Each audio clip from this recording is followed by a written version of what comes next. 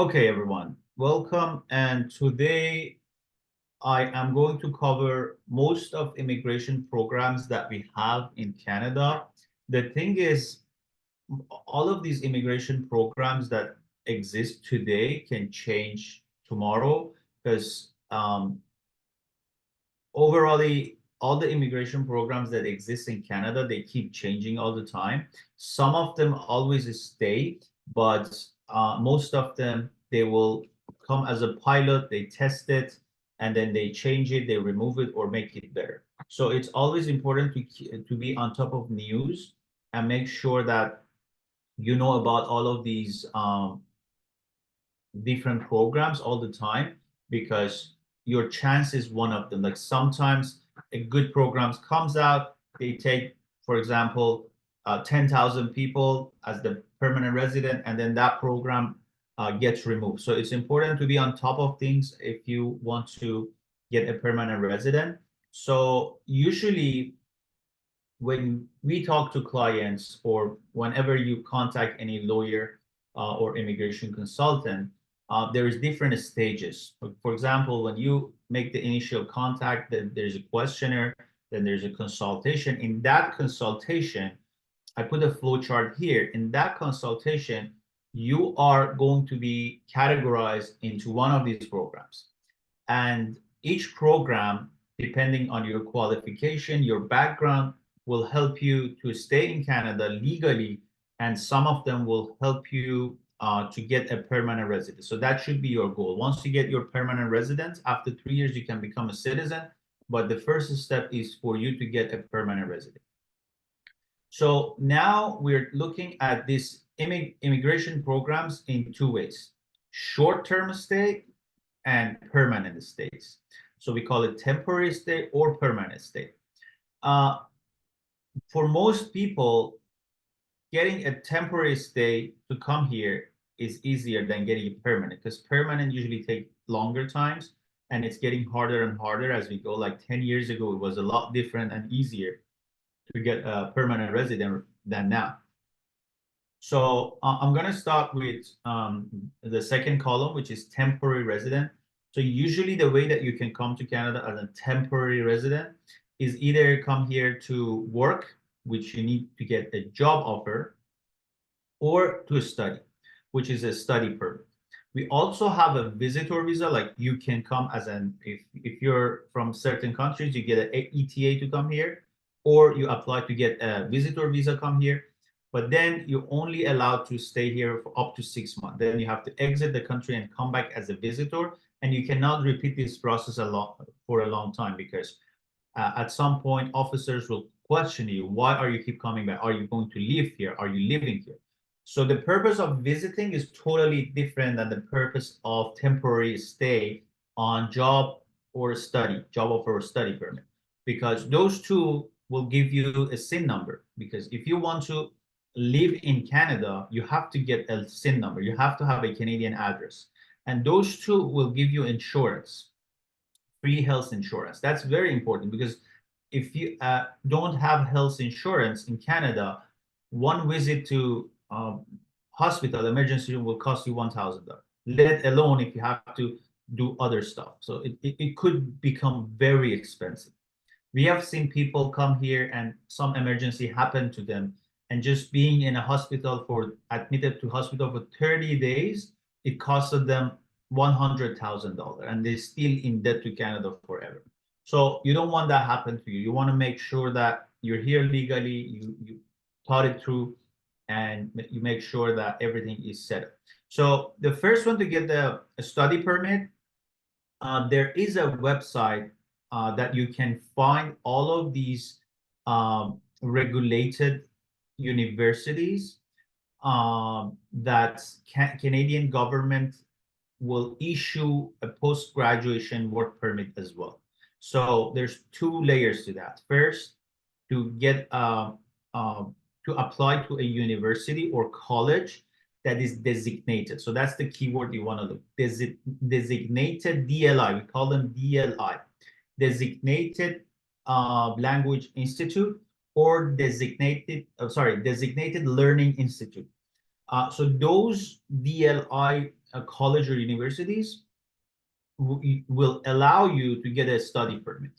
And then on the same website, on the government website, you can see if those DLIs will also issue you a post-graduation work permit or not. Because not all the universities are going to issue you a post-graduation work permit, which is PGW. So that's important to check. So you need to check first that university is designated DLI. And second, they issue you a post-graduation work permit. These two is very important. Once you find that college, and there is numerous college, guys. A lot of people don't know about this, but there's numerous colleges in Canada. A lot of them seeking people from overseas. Well, the more popular they're, the harder to get in. Like University of Toronto, University of British Columbia. These are like very popular, hard to get in. But if you go to a smaller city, there are tons of universities that are willing to give you that study permit so you can come here. So that's that. There's always high tuition fees for international students. You need to consider that. But we also have an article on our website, visaform.ca, about cheap universities. You can, like, usually the cost of studying in Canada starts from anything 15,000 to 30,000 per year. But there's also some small universities that charge as little as 6,000 or 7,000 per year. We have that in that article. So you can also, but they're like northern part, like cold. But if you don't have the budget, that's a good place to start with. So you can start with those universities and come to Canada and then switch and find a job or whatever. So that's first thing you need to know. The second way to come here, if you don't want to study, is to get a job offer. And I have talked about this a lot on my TikTok videos on how to get job offer, how to approach clients. We also gonna do another presentation on how to approach in detail, how to approach these employers to get a job offer from them. So that is something we're gonna discuss later. Stay tuned. We're gonna add it to the classroom on the community. It wouldn't be on these lives. I'm creating that course to add it to the classrooms. So how to approach, how to create your resume, how to perfect your resume and your cover letter, what strategies to use to find these people, to apply to these good jobs. So there are two things when it comes to job offer. Either you are in Canada, you already have a work permit and you get a job offer, or you're overseas and you want a job offer. So when you're overseas and you want a job offer, you technically need to be high skilled, because companies won't give you a job offer just for general jobs, just for no skill jobs. So you need to be skillful in some sort.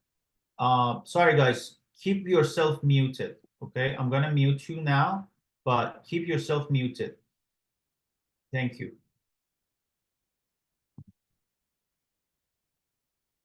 Mute all upon entry. Okay, so I'm just change the settings so everyone is getting muted upon entry. Yeah, so as I was saying, the job offer, if you want a job offer from overseas, not in Canada yet, you need to be skilled. You need to be able to solve a problem for the employer so they trust you and they give you a job offer. Most cases, it happens within a contract. So usually they outsource a job to you, they contract you, you do it well, they like you, they start liking you, and then they're paying you as a contractor. And then they will give you a job offer because they tested you and they know you are a good fit for the work, for the job. Then you get a job offer. I'm also gonna have a detailed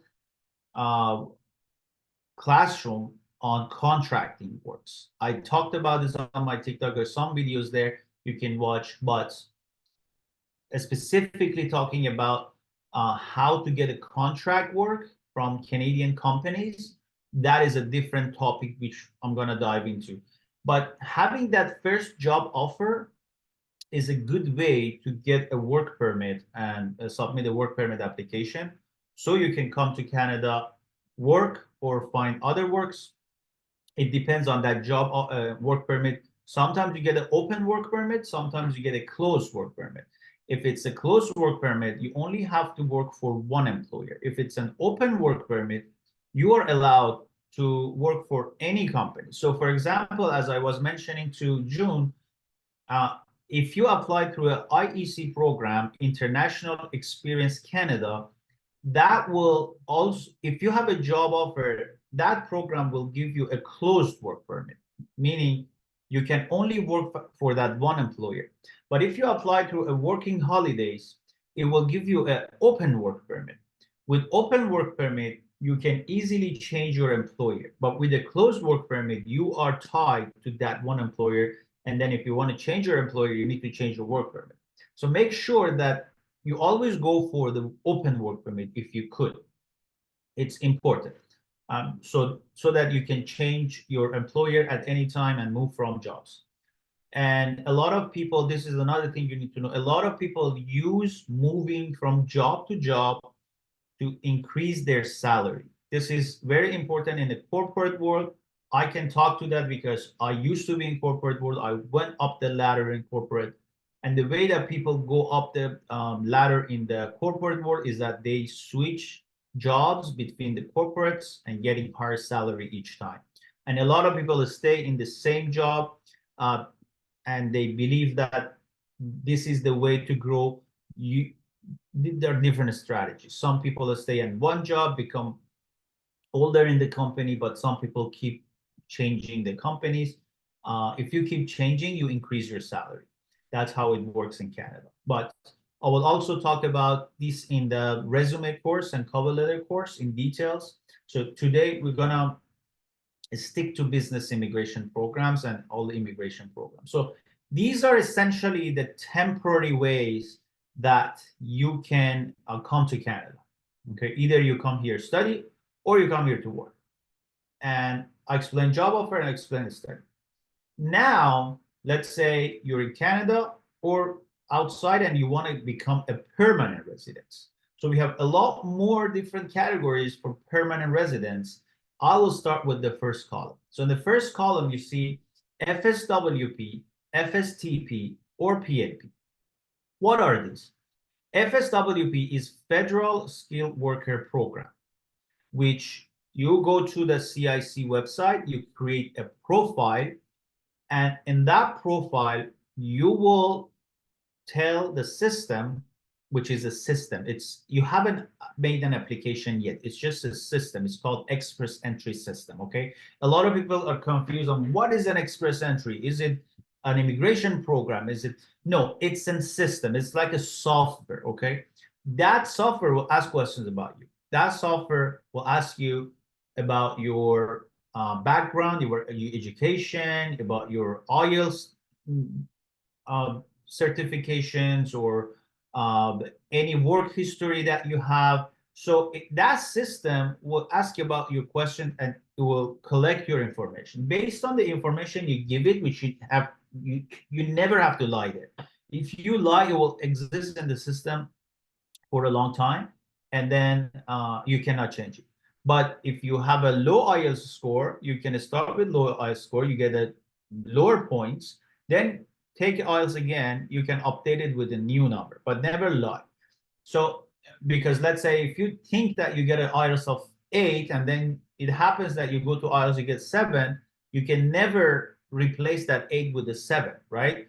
Because you already lied that you're 8. So, but if you do the exam first, you get a 6, you put 6 in the system, you have a proof, and then you make it, you go take it another time, you get an 8, then you can replace the 6 with the 8, okay? So in the Express Entry System or software, you put your information, it gives you a point. That point will help you to be ranked among other people that exist in the system. And then system will randomly, not randomly, every month or a few times a month, it will pick the top scores which has been changed recently. That's why I always tell people, go and apply, go put yourself in the Express Entry pool or Express Entry system, because things has been changed. it used to pick people based on the score, but now aside from score, it also look at the uh, requirement of your skill set as well. So let's say if Canada needs nurses and you're a nurse, it doesn't necessarily look at your score. It looks at nurses as well as the score. So if you're in IT, specifically in IT industry, uh, put yourself in the pool, because Canada is looking for a lot of IT people in the next few years. IT is infrastructure, projects, construction, nurses. So these are the things that Canada is right now struggling with. They want to build more houses. They want to build more IT systems, and all the companies that are being created, they want to make them digitalized. So very important in those aspects. So that's a federal skill program. Okay, there's federal FSTP, federal skill trade program. This is mainly for people who come here and do the trades and get some sort of certifications in Canada in trades. So that's for them. And then there's PNP, Provincial Nominee Program. PNP is, I would call it as a improved version of federal skilled worker, but on the provincial level. So every province, like most of the there's 13 provinces in Canada, but 9 or 10 of them have created their own skill express entry program, which is called PNP. Okay, so what is the concept between PNP and federal skill? The federal is bringing everybody to Canada, which Canada thinks is a good fit. But PNP is only bringing people to that province. So, for example, British Columbia, where I'm at currently, requires more IT people, or Toronto requires more IT people than Saskatchewan, which needs more farmers, right? Or plant workers, because there's a bunch of plants there and they want construction worker there. So PNP is helping every province to bring talents to that province specifically for the need of that province. So you have a higher chance of getting approved to these PNP programs when you try to individually go to these provinces and apply to their PNP. So a lot of time you don't get a required points in the federal skill worker, which is very competitive, by the way. So most of the people have like a higher degree, master's, PhD. They have a high score on IELTS. They have long history of work experience. But in PNP, it's less competitive. So you have a higher chance of getting accepted to one of those provinces. The caveat is you need to go to that province and stay there until you get your PR first. Then you can move, which is like a few years, maybe 2 years, 3 years. But in the federal skilled worker, if you get accepted, you can just go anywhere in Canada. That's a difference, the main difference between the two. But the PNP, you need to do your own research. Every province have a different PNP, and that keep changing, right? We do have a slide on that as well, we get to later. But for now, just know as these 3 ways of the express entry. Express entry is the cheapest way to get a permanent resident, because it's just look at your points.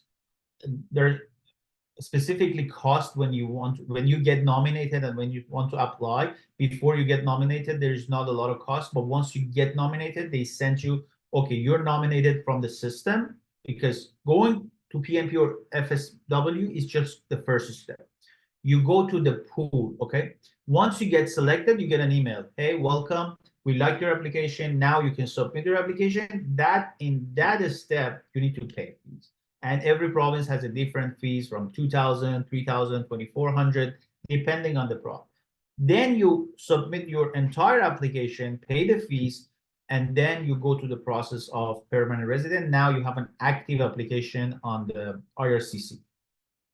So that aside, now let's go to other options that we have on the third column, as you can see.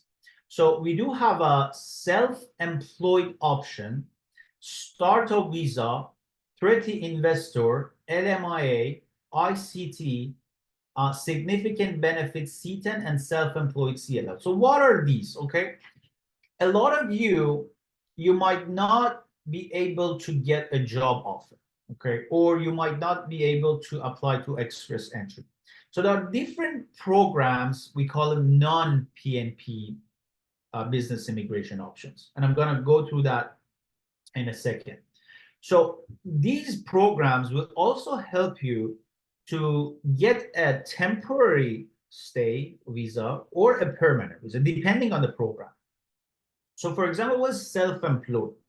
Self-employed, unlike the name of it, it's not about being self-employed. It's about people who are have achieved high level of integrity in their field. For example, if you're a recognized artist, or if you're a recognized athlete in your community, you have won national awards, you can become a self-employed. So mainly for artists and athletes, or music producer, or people like in art in general, anything could be art. But the thing is, you have to win a national award. You have to be high up in that positioning, so you can prove that, hey, I am like top in my community. Then you can apply through self-employed. The good thing about self-employed is that it will go to PR. So you can get a PR by self-employed. The cons with that is that you have to really be able to prove that you're somebody in your field. So it's hard to prove, because what percentage of people have won national awards in art or music or sports, right? So that's a little bit hard, but once you do that, you can get a permanent resident from self-employed. So then we'll go to startup visa. Startup visa, unlike self-employed, can apply to many people, right? And that is the only, like, pay attention, the only visa program in Canada that doesn't look at your age is the startup visa. So if you're over 40 years old, it's probably very hard for you to become permanent resident through express entry, because it gives you point based on age. But the startup visa is the only program, like, this is gold, guys. Like, if you're 50 years old, you want to get the permanent resident for your dad, this is the option. 50 years old, 60 years old, they can become, because there is no clause in the startup visa that the officer have to look at your age. Nobody looks at your age. It's all about the idea, and a startup visa starts with an idea. So let's say you have an idea, you want to bring your idea to Canada and work on it.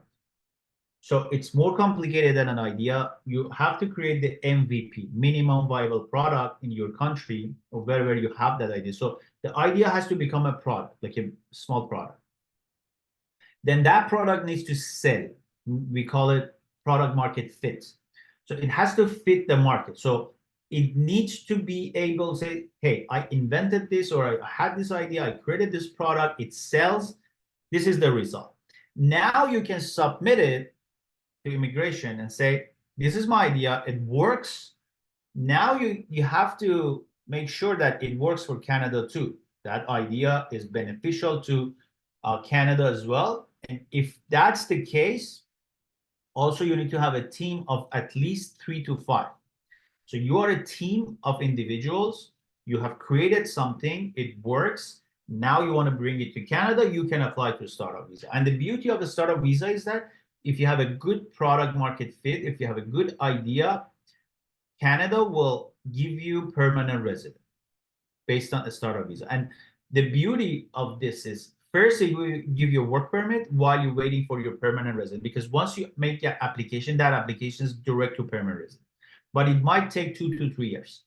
Canada will give you a work permit, tell you, hey, you can come here and already start your business, because you don't want to wait.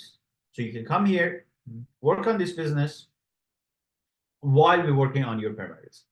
So a startup visa is a good program for a few people who are friends, who have the same, like if you have friends from school, you can team up with them, you can come up with an idea, you can create something, you start selling it, make sure that business is a business, then you can bring it to Canada and get permanent resident. Then there is threat investor program. The investor program is for right now, there are not a lot of provinces that have investor program. Quebec is one of them, BC is one of them, Ontario is one of them. But in every one of them, you have to be able to invest at least $100,000. That's a bare minimum, right? For example, in BC, we have 100,000 and 200,000. In Ontario, it's 300,000. In Saskatchewan, it's 500 or 300. So it depends on there is a chart as well, which I'm gonna attach to the classroom, that chart. So these documents that you see here, I'm going to attach it to the classroom in the community. So it's only available for people in the community. If you're not in the community, go to the visaform.ca. There's a link. Go sign up to our community. We have more than 300 members so far. So if you're a member of our community, you can access these resources and all the videos, educational videos that we create. So in the investor program, depending on where you want to invest, you need to have money and you need to be able to invest that money. The good thing about investor program is that it's not temporary. It will get you a PR, right? Then we go to LMI. What is LMIA? LMI is Labor Market Impact Assessment. LMI is for those people who want to come here on a work permit and work for a company, for a legitimate company.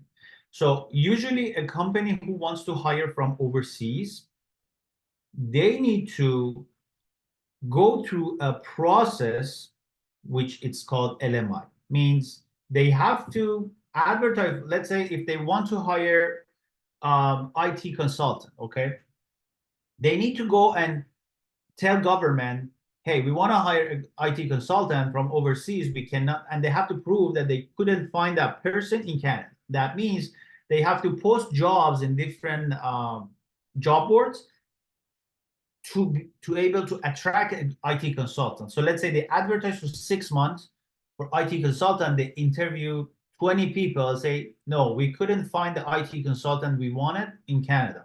Now let's try overseas. Now they have to pay $1,000 to government and go through the process. Government will give them an LMIA. That means, okay, you check the labor market impact assessment and we realize that you cannot find the IT consultant for this position for your company in Canada. Here is your permission, go hire from overseas. Then they will find you and say, we got an LMIA, come work for us. That LMIA is your visa. That can become your visa. So you take it to, so there's two sides to this. Employer, go get the LMI from government. Then you take that LMI from employer, go to government and say, get me my work permit. Then government will give you a work permit because you have an LMI supporting from that company you want to work for, right? Then you can get a work permit and come to Canada and work for the company. Most of provinces, for example, Alberta or BC, when you have a LMIA, there are different programs which is under express entry. You can, after a year, you can become permanent resident, okay? So LMI is a very good thing, but there is abuse in the system. A lot of companies abuse LMI. They go get LMI, they spend $1,000, get LMI, they sell it for $30,000. They sell it for $50,000. They do this because there is no audits. Nobody audits them. Well, they say they audit, but we have seen a lot of companies are selling LMIs, which is illegal, but they still do it. And a lot of people buying LMI because that's a quick way to get permanent residence. So this is happening. It's becoming a marketplace. A lot of LMI, a lot of agents nowadays, they buy and sell LMI. Like their job is just buying and selling LMI. They buy it for $20,000, they sell it for $40,000. Just $20,000 just for doing nothing. So a lot of people do that. So that's about LMI. I have put, if you go to visaform.ca, I have put the list of all these companies who apply to LMI and got it. Some of them are legitimate, some of them are not. So some of them just want to make money by selling it, but some of them are actually legitimate. They have this LMI to bring you to Canada. So go find them. There is a huge list of companies, and I've also taught how to approach this, how to call them. I put actually a video. If you download for free, go to visaform.ca. It's called, if you go to products, there's a course on a list of LMI approved companies. You can download that for free, and there is a link. You can click on that, and you can see how I call them for you, a role model. I call them and talk to them about this legitimacy of these LMIs, and they told me how to go apply. So you can do the same. I just showcased everything for you. I showed you everything, and I gave you the list of it. So all you need to do is just call them. Just go one by one, find them on Google, find their number, call them, ask them if you can apply to those jobs, because they already have LMI, right? You don't need to wait for them to get you LMI, but they already went through the process of 6 months or 1 year. They got the LMI, it's ready. You just need to show yourself and your skill set to the employer and take advantage of it. These are opportunities. These are goal. If your dream is to come to Canada, these are real opportunities. Then we go to ICT, significant benefit, and self-employed C11. So these three categories are almost similar. The ICT is intra-company transfer. If you have if your company, if you're working for a company in India, and that company has a branch in Canada, they can move you from India to Canada. They will go through ICT. You get a work permit. That's easy. Okay. Then there's significant benefit C11, C10, and C11. These are mainly the same depending on how we structure the company. If you have a company in Canada, which I explained in my contract classroom, how to have a contract with a Canadian employer. If you have a contract with Canadian employer, let's say if you can create a business in Canada, but you create a business in Canada, you start getting contract from other Canadians. So you show the transaction happen. You show that, hey, I'm a digital marketer. Okay, if you're a digital marketer, you come work for visaform. Okay, we pay you, right? There's a transaction. You work for us, we pay you. You can show, hey, they paid me through PayPal or paid me through bank transfer, and now they're paying me regularly for 3 months. You show that you have a significant benefit for Canada. You are helping a Canadian employer, a Canadian company with digital marketing. Now you got a case, we apply a C10. You get your C10 visa, which it's not a visa. C10 is a way to get a work permit. So through the C10, we apply to a work permit. We say, okay, now this guy has been helping as a digital marketer. They want to come to Canada to expand their business. They want to hire more Canadians. They have been making money. This is a proof. And now they want to make more money. They want to hire another Canadian as a sales representative. So then we apply through C10 and 11 and get you a work permit. This is a very good program too. If you're one of those people who can work remotely or who can work in digital marketing, who can work in IT, especially in IT industry, because if you are not in IT, it's hard or impossible to work remotely with some company. But if you're in IT industry, you can always start working remotely. Actually work for free, because there's a lot of companies here need your services, especially if you're an editor, for example. If you're an editor, start creating some videos and edit for these Canadian companies that you know of, that you can find on YouTube and Instagram these days. Just send them your sample work, see if they like. If they like, they're gonna hire you, right? Because they are paying for those anyway. So if you can fix a problem for them, a lot of people are becoming virtual assistant. You know, if somebody wants to hire a virtual assistant in Canada, they have to pay at least $15 to $20 an hour. Right now, if you're from, like, there are companies built on the same idea. They outsource, they get this virtual assistant from Philippines for $5 an hour instead of $20 an hour, right? Or $3 an hour, which is still profitable for people in India if they charge $3 an hour. And it's good for Canadian employers as well, because they hire a virtual assistant overseas. You just need to get on the phone and answer people, right? $3 an hour. It's a no-brainer. Everybody does that. So do that. If you have no skills, become a virtual assistant of somebody. Okay, help them. Just tell them, approach them on Instagram or Facebook. Tell them that you can answer the phone for them. Right? Do this for free for a month. then they will like you, they will start paying you through PayPal or whatever. You make that transaction, boom, you made it. Okay, so it's easy as that, but these are simple facts people don't know. Keep your questions for the end about these things that I mentioned. Maybe make notes, but these are important. Like these are golden tips I'm just dropping here for you guys. Use it. Then in the fourth column, we have different PNP options. So as I said, 1, 2, 3, 4, 5, 6, 7, 8, 9, 10, 11 provinces currently are offering PNP. So you need to go to different provinces' website, read about the requirements. It's much, much, much less competitive than Express Entry. So you got a huge chance to get applied, for example, to Yukon. Yukon is like most northern part, like it's Arctic. It's almost Arctic. So it's most northern part of Canada, but since it's nobody wants to go there. If you really wanted to come to Canada, get PR, go to Yukon, get a PR. Once you get the PR, you can go anywhere in Canada, right?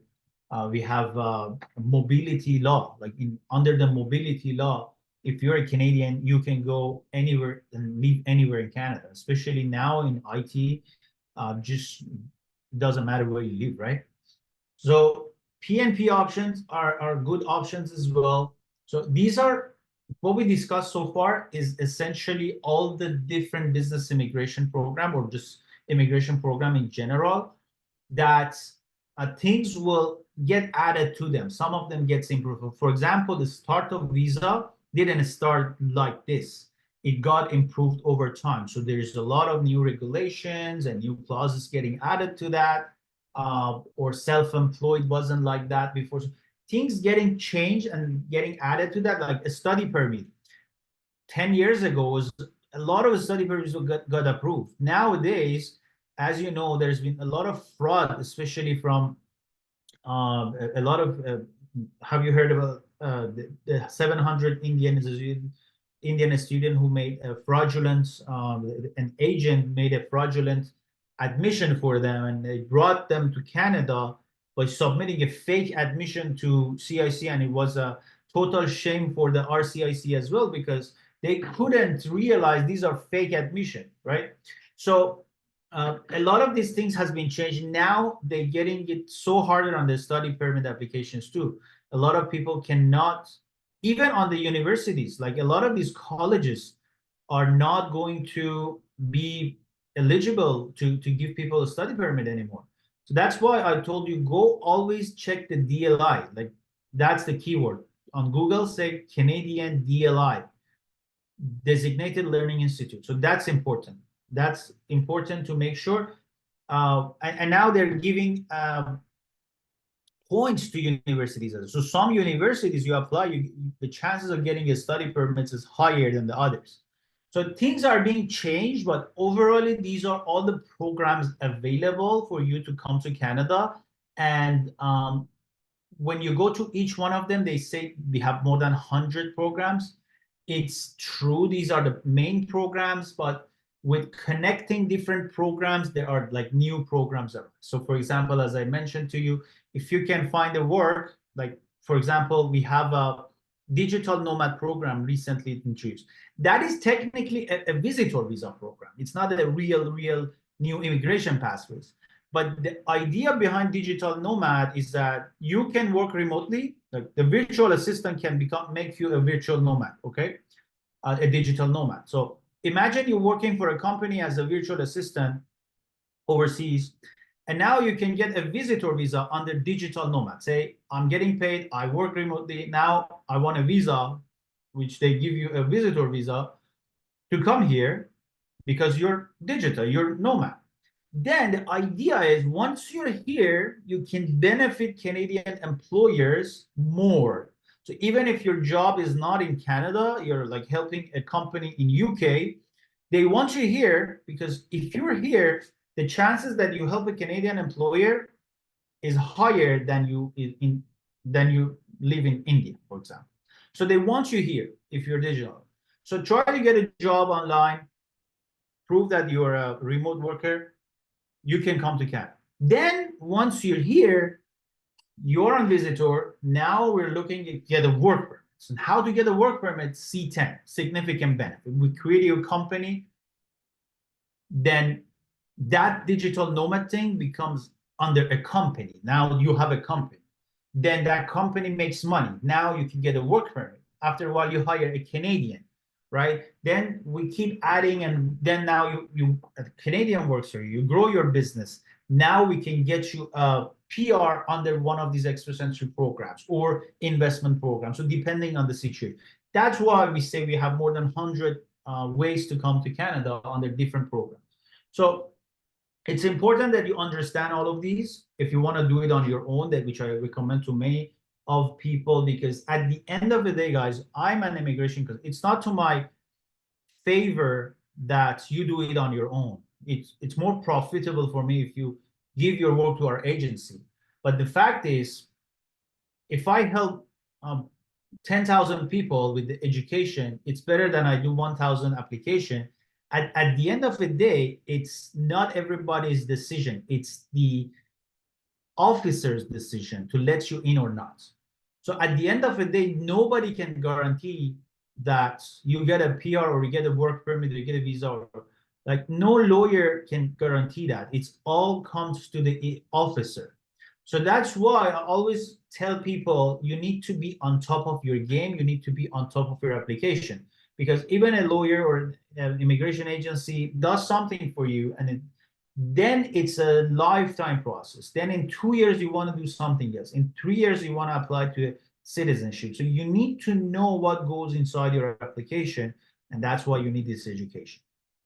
This education is going to help you that way. So if you're not a part of our community, go sign up to our community today. You can find the link on visaform.ca.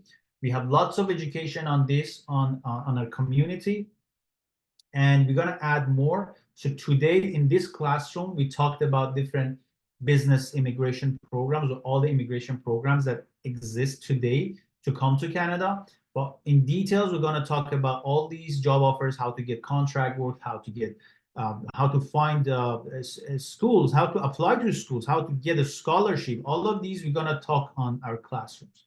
So let me pause the recording.